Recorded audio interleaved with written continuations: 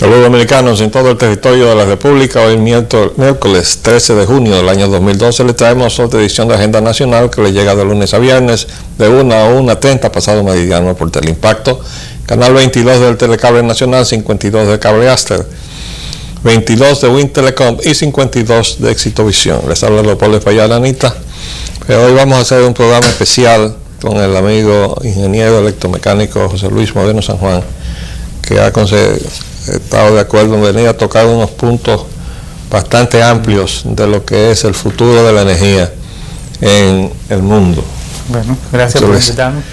Quisiéramos, José Luis, como estamos en el medio de este proceso, yendo hacia un gobierno que sabemos que uno de los problemas principales que va a heredar es el de la energía, porque está sin resolver, y los puntos de partida para su solución no se han tomado. Entonces, la posibilidad de una solución a los problemas que está teniendo la población dominicana se ven muy distantes. Por cierto, ayer nos comenzaron las tandas de apagones en los circuitos de 24 horas, que ya se nos había anunciado. Se pone cualquier tipo de pretexto, no se cumple la ley, no se nos compensa en la facturación, se hace lo que se le da la gana, menos lo que dice la legislación. De todas maneras, se ha especulado mucho. Ahora bajaron los precios de los combustibles, se está hablando de que el petróleo bajó allá en los mercados, pero hace rato que está bajando. Desde luego estamos frente a una economía productiva mundial prácticamente en estado de recesión, y eso es lo que usa el combustible para producir. De manera que mientras esa situación persista, ¿cómo puede ser que el petróleo siga subiendo su precio? Ya. Bueno, el tema de evidentemente tiene mucho de especulativo y mucho de condicionamientos desde el punto de vista externo a lo estrictamente técnico. O sea, una cosa es lo que cuesta producir algo y otra cosa es el precio, que es lo que se maneja a veces en las bolsas de valores a través de juegos de estocástica, vamos a decirlo. Bueno, tú tocaste un punto ahí, tú dices lo que cuesta. Porque de las cosas que se están diciendo, siempre se ha jugado con eso, y por eso traje este libro, se llama The End of Oil. O sea, siempre se dice que el petróleo se va a acabar. Ahí vi algunas cosas que mandó William G. de Nueva York, haciendo un juego especulativo también sobre lo que es el futuro del petróleo, pero en realidad siempre se ha estado jugando con eso, pero hay un punto, ese que tú señalas del costo. Mientras más sube el precio en el mercado, más accesibles son reservas que cuestan más. Exacto, por eso es que de alguna manera u otra, nosotros tenemos lo que es el costo de extracción del petróleo de manera clásica en tierra y en sitios cercanos a la costa de poca profundidad, como por ejemplo en el caso del lago Maracaibo en Venezuela, que se puede decir que eso dentro de lo que es tradicional. El costo de producción de ese barril de petróleo no ha subido sustancialmente y anda entre los 22 y 28 dólares el barril. Eso es lo que cuesta extraer el petróleo. Ya la extracción de petróleo en plataformas en aguas muy profundas realmente es muy superior a ese valor. O sea, puede estar andando entre los 55 y 60 dólares extraer un barril, o sea, de petróleo. Si vamos a decir, la elección del sitio de perforación es exitosa en cuanto a la cantidad de producción de petróleo se refiere. Luego, no guarda mucho la relación lo que es el costo con lo que es el precio a que se... Pero vamos a ver. Si sigue bajando la actividad productiva mundial, sí, y por tanto la demanda de petróleo, va a seguir bajando el precio del petróleo. Si sigue bajando el precio del petróleo, entonces esos petróleos caros de sacar no se van a poder sacar. Entonces eso lo que va a hacer es que otra vez suba, porque lo que va, o sea, es como una especie de equilibrio que hay en eso. Lo que va a pasar es que se va a mantener la producción fundamentalmente de los que son más económicos, Pero ¿qué pasa? Que ya después que una torre de esa de perforación está explotando un yacimiento de agua profunda, no se puede parar porque tiene que pagar su costo. O sea que como quiera va a haber esa producción, va a tener que estar ahí.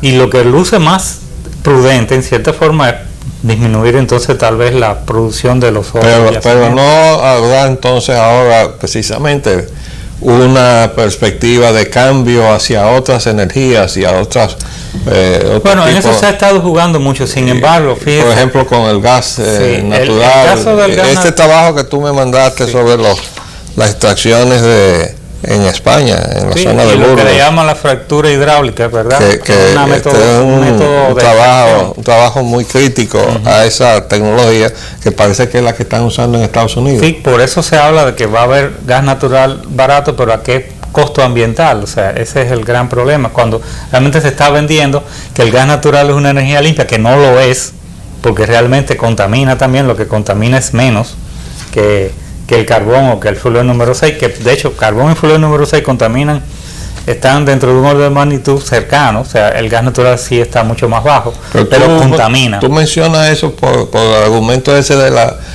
el calentamiento global, producto del uso del combustible. Bueno, sí, fíjese, que yo siempre cuando me hablan de ese tema, trato de distinguir entre lo que es calentamiento global y cambio climático, que son dos cosas diferentes, que parezcan de la misma naturaleza. El cambio climático siempre ha existido, de hecho hay evidencias científicas e históricas de que el clima de la Tierra no ha sido tan estable como lo hemos observado en los últimos 100 años. Tal vez. En cuanto al enfriamiento y calentamiento. Sí, ¿producto de qué? Fundamentalmente de dos factores, o sea, lo que son de origen del Sol. El Sol es una estrella, o sea, un reactor por fusión natural, o sea, donde el hidrógeno se fusiona y se convierte en helio y libera una enorme cantidad de energía, pero tiene fluctuaciones y dependiendo de los ciclos que le llaman, ciclos solares, que ya vamos por el 24, desde que se comenzó a observar, a veces hay periodos donde el nivel de radiación ha sido muy bajo y hay glaciaciones. De hecho, nosotros estamos retornando. ¿Hay qué? Glaciaciones. O sea, congelamientos del planeta a nivel global, y los niveles del mar incluso han bajado hasta 120 metros. Ahora, digamos, ¿van a subir 120 metros? Imposible. ¿Por qué? Porque desde la última vez, al nivel que está actual, prácticamente ahora estamos con un planeta deshielado prácticamente, con relación a lo que ha sido realmente los periodos glaciales anteriores, que ha habido, por ejemplo, glaciales que llegan hasta donde está hoy en día Nueva York, o sea que ahí la huella está en lo que es el lecho del río Hudson y todas las marcas que hay en ese territorio. En el sur de Francia, hasta el mismo Mediterráneo, era cubierto con una capa de hielo. O sea, bueno, entonces ¿qué quiere decir? Tú dirías entonces que científicamente se descargaría a la industria petrolera de la acusación que pesa sobre la industria petrolera y el uso del petróleo y sus derivados de ser el responsable de un cambio climático. Por lo menos de la forma tan exagerada como se ha planteado, es posible. Yo tengo la impresión, de acuerdo a todas las investigaciones que he hecho, de que sí, que puede haber mucho de especulación también en este sentido, por dos motivos fundamentales. Primero, porque si se le imponen a los países que están en vía de desarrollo el usar una tecnología limpia que no es ni de diseño ni de patente nacional, sino que tienen que comprársela a los países hegemónicos, entonces el costo del desarrollo es muy elevado. Por ejemplo, a la República Dominicana le ha costado no tener un sistema de generación en base a las plantas de carbón más de 10 centavos de dólar por cada kilovatio hora producido en los últimos 5 o 6 años. Si uno hace un resumen de cuál ha sido el costo adicional hacia lo que es la producción de energía eléctrica, puede que estemos hablando de 7.000 o 8.000 millones de dólares. Simplemente, todo el periodo. Simplemente por no haber seguido con aquel plan inicial. El de las plantas Itabo. Exacto, que eran 6 plantas tipo Itabo. Y nada más se hicieron dos. Después vino toda la debate. Déjame hacer un paréntesis ahí. ¿Quién paró el proyecto de las plantas Itabo? El gobierno de Salvador Jorge Blanco, el primer gobierno neoliberal, el que Peña Gómez decía que ese era el gobierno del PRD. Bien. Que su programa se hizo fuera del PRD bajo la dirección de Bernardo Vega.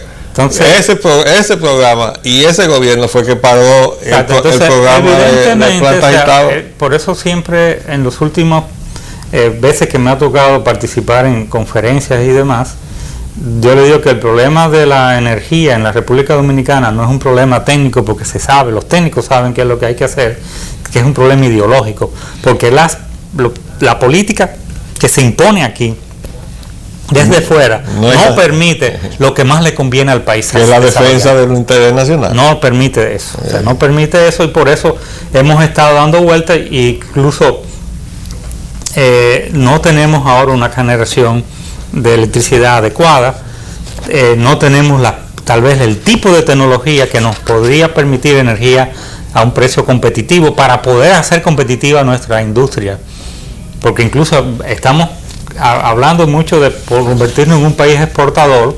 Yo lo he oído y estoy totalmente de acuerdo con eso, pero con los precios de la energía que tenemos tanto en el área de la electricidad como de los combustibles, no podemos ser competitivos. Nadie puede competir en esas condiciones. Ese es un peso que se le ha puesto a la capacidad productiva dominicana para que no pueda competir, señor. Hemos permitido un monopolio en manos privadas del gas natural que beneficia a los amigos de esa empresa y perjudica a los que no son parte de los amigos de esa empresa, porque tenemos un gas natural privilegiado y un gas natural que está a 10 veces lo que cuesta en el mercado mundial, y eso está afectando también a todos los industriales que hicieron conversiones a gas natural pensando que se iba a mantener equidad en los precios del gas natural en el país. Bueno, en el segundo segmento del programa yo quisiera que nos enfoquemos hacia dónde va entonces el enfoque mundial de la generación de energía y cómo nos va a influir eso a nosotros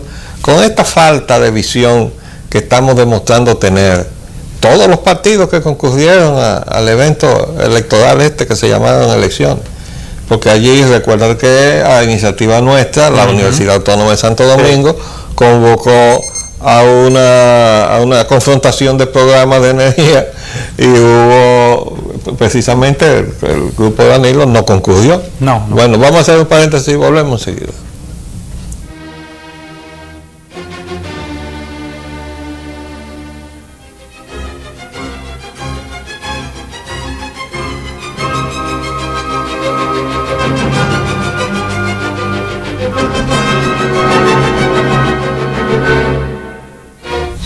Bueno, tú has enfatizado siempre la necesidad de que el país tenga sus propios objetivos, ¿no? Y en materia energética y en todo en general.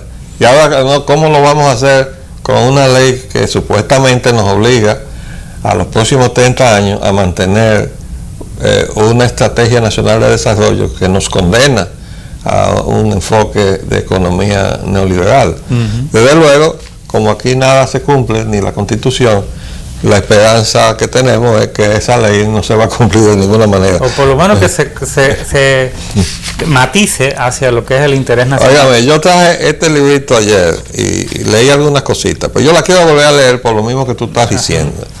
Este libro, que es del grupo de Lyndon LaRouche, es de 1993, se llama El complot para aniquilar a las Fuerzas Armadas y a las naciones iberoamericanas. Y hay un capítulo que se llama La soberanía limitada, objetivo del diálogo interamericano.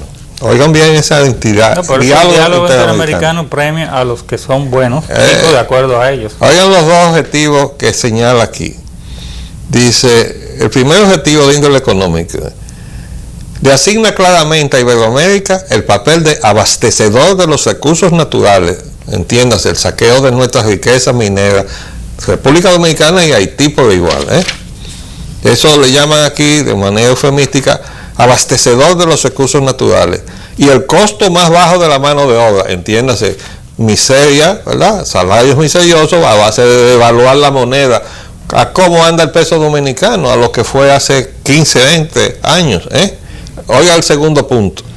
El principal objetivo de estos pactos de libre comercio es hacer, oigan bien, tan permanente el saqueo libre cambista en el hemisferio que ninguna nación pueda sacudírsele en el futuro.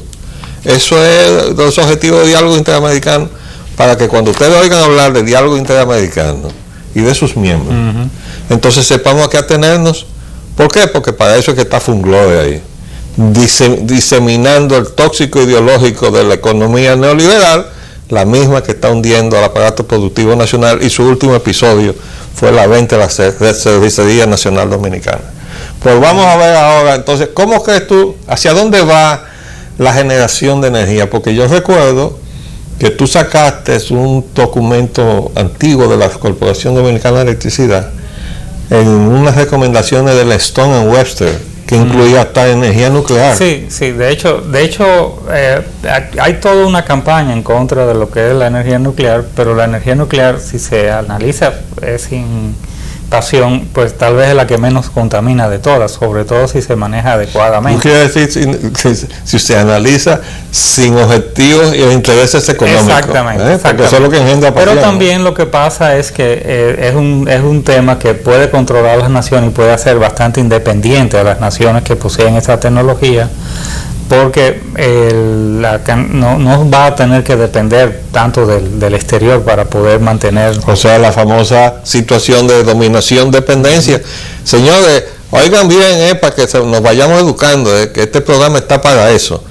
Los problemas de esta nación dominicana, a través de toda su historia, desde el momento en que surgió como nación, es esa relación dominación-dependencia. Nosotros estamos siempre aquí abajo, en dependencia. ¿Cuándo vamos a llegar a la independencia que soñaron los trinitarios? De eso vamos a seguir hablando. Pero eso es la situación, esa es la dependencia de que habla él en lo energético, porque entonces también hay unos intereses que van forzándole la mano a los países dependientes. Y por eso también se formó toda una corriente contraria al uso del hidrógeno como combustible, porque llevaba también una independencia del negocio y del esquema natural del negocio, que era una generación centralizada, unas cadenas de distribución de las energías primarias, ya sea carbón, petróleo, gas natural, porque se podía hacer de una forma dispersa. Pero estamos hablando de la independencia de un negocio de petróleo y sus derivados controlado por las grandes potencias. Por ejemplo, Shell. ¿Qué es Shell? Es una empresa anglo-holandesa. ¿Qué quiere decir? Que ahí está la Casa Real Británica y la Casa Real Holandesa. Son los dueños de la Shell, que andan haciendo depredación ecológica en todas partes. ¿Cuál es la otra grande? ExxonMobil. También. Eso es Rockefeller. Petróleo, que también la británica. La British Petroleum. Entonces es un problema. No el petróleo, sino la forma en que se ha manejado el petróleo y la forma en que se ha condicionado a las naciones el uso del petróleo. Que por cierto, aquí tenemos entonces lo que podía ser nuestra opción, que es Venezuela, ahora la tenemos sentada en nuestra refinería, usurpando la soberanía energética. Por ejemplo, vamos a hablar de las energías tal vez renovables o alternativas, que yo siempre lo he visto como un paliativo, y voy más allá todavía. Nosotros lo que debemos es comenzar desde la base del diseño de las estructuras y las construcciones que hacemos para que aprovechen efectivamente la naturaleza, sin necesidad de tener iluminación artificial y sin necesidad de tener climatización artificial, usando más materiales aislantes y disposición desde el punto de vista mejor diseño arquitectónico, evidentemente que sí. Incluso hasta la misma estructura de las ciudades, que debe de ser como menos compacta, o sea, con más áreas de vegetación, aireación y demás, y por ahí pero tú estás hablando más bien de un clima tropical, porque en los climas fríos no se podría. No, pero está bien, pero estamos hablando en el caso específico nuestro, o sea, para de cómo se puede, la energía más barata es la que no se consume. Entonces, evidentemente que deberíamos tener toda una estrategia nacional de economía, de energías, evidentemente que sí, y podemos, porque pero aquí ahí tenemos dos situaciones contrapuestas, porque si bien ese interés de la nación, el ahorro energético y de cada uno de nosotros, el negocio de los otros es todo lo contrario. Se consuma más. Que haya por eso estamos, por ejemplo, en el tema de los combustibles de uso común para el transporte, alterando todo. Por ejemplo, tenemos una gasolina que no cumple con los estándares de calidad a nivel mundial y por eso tenemos que estar echando pastillitas para mejorar la oxigenación, para poder la combustión. Entiéndase, el rendimiento por kilómetro del galón que está siendo reducido por la mala calidad del producto que se está vendiendo y se está permitiendo que se venda sin norma. Tenemos un diésel que está igual, que por eso es que muchas veces los mismos concesionarios de vehículos no pueden dar las garantías que el fabricante dice que tienen, porque no cumplen tampoco con los requisitos. Pero lo mismo está pasando con el gas licuado de petróleo, tanto sea que lo usen en las ramas de casa como lo usen los choferes. Bueno, y los choferes deben de saber que por cada galón que le echan le roban un 15%. O sea, eso es así y no se ha querido ver porque el negocio es demasiado aplastante, porque los dueños del negocio, de volumen de lo que es el valor en sí, del poder calorífico, se lo está. Bueno, por la composición que se altera. Además del mismo volumen también. ¿Por qué? Porque hay unas correcciones que hay que hacer por temperatura que nunca se hacen. Cuando se vende por galón, que es diferente a cuando se da pesado, porque el poder calorífico de un combustible está en su masa, no en el volumen. Y entonces si usted lo que tiene es un combustible aligerado quiere decir que tiene una densidad más baja que la que debería tener. Entonces le están vendiendo menos masa por cada contra valor. de su bolsillo. En contra de su bolsillo, pero por eso muchas personas ya dicen, caramba, no me entienden. Pero lo mismo pasa con el tema del gas natural, porque entonces el gas natural lo que ha pasado es que le están poniendo un precio que es totalmente fuera de lo que es el precio del mercado internacional y lo distorsiona. ¿Y cómo crees tú que va a pesar entonces la política de Estados Unidos hacia su propio consumo y la producción y uso de sus requerimientos energéticos en el mercado del que somos parte? ¿Hacia dónde va Estados Unidos?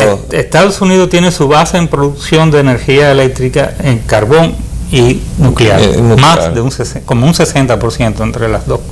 En el caso de Francia, la capacidad instalada con relación al total es un 75%, digo, en un 85%, produce a veces un 75%. Pero estamos hablando de economías cuya actividad productiva está en recesión.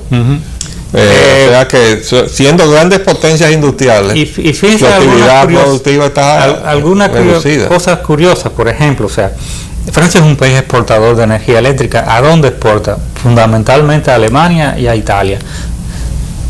Dos países que no consideran que no se debe producir con energía eléctrica. Sin embargo, la energía eléctrica producida con centrales nucleares es la que encienden las casas en Alemania y en Italia, sobre todo en la zona norte de Italia y en buena parte de Alemania, porque Alemania no es capaz de producir toda su energía eléctrica ya, precisamente por una serie de políticas dirigidas por unos pseudos ambientalistas, ¿verdad?, que lo que están al servicio de un esquema que es parte de esa vamos a decir gobierno mundial, que lo pone de moda ciertos temas, que patrocina una serie de entidades no gubernamentales que hacen campañas en favor de lo que quiere ese grupo. No, tú te refieres incluso a partidos, también, partidos ecologistas en Europa. Sí. Entonces, por eso hay un tirijala. Bueno, en el caso de Francia es porque no le quedaba más remedio. Francia no era un país de grandes yacimientos de carbón y tenía petróleo, entonces se fue, o sea, por eso fue la lucha allá en Indochina, ¿verdad?, en la zona de Vietnam, porque no tenía petróleo. Entonces, la decisión del gobierno independiente, porque evidentemente de Francia, lo que le convenía a Francia era el desarrollo de la energía nuclear, porque no tenía de otra. Y el transporte incluso es fundamentalmente la mayor parte del pesado y todo, pero a través de trenes eléctricos. Y nosotros qué papel vamos a jugar. No creemos en la planificación, no tenemos visión de futuro, lo han demostrado los partidos, puesto que nosotros los convocamos a confrontar sus programas de gobierno, la parte de energía, y aquello daba pena. Bueno, solo un par más o menos presentaron algo que valía la pena, o sea, después algunos vinieron a hablar de generalidad y otros no fueron. Entonces, ¿cómo podemos salir adelante en este país? Bueno, eso, y sobre todo en el tema de energía, yo he insistido mucho que es fundamental la planificación, porque en el área de energía usted tiene que planificar por lo menos para 20 años. El país se planifican para 50 y 100 años. Por eso tienen éxito. Y este trabajo que tú me mandaste objetando la tecnología de la fractura hidráulica es la que se está usando en Estados Unidos para sacar gas barato, supuestamente. De los que llamaban, sí, los esquistos. Sí, entonces, ¿qué es lo que sucede? Que evidentemente eso puede crear un desastre ecológico mayúsculo, y de eso nadie habla, porque nada más que se ha vendido la idea de que el gas natural no contamina, y sin embargo está en la mitad del camino entre la energía nuclear y la de energía de la biomasa, por ejemplo, y la del petróleo y el carbón. Bueno, señores, o sea, que contamina. Yo espero que esta charla de hoy le haya dado por lo menos una visión, porque no pretendemos convertir a ustedes en técnicos en esto, pero el técnico es José Luis, yo aprendo un poquito con él, y yo espero que ustedes tengan una noción del problema en que estamos metidos cuando no tenemos planificación. Les saludo Leopoldo Payán, Anita. Hasta luego.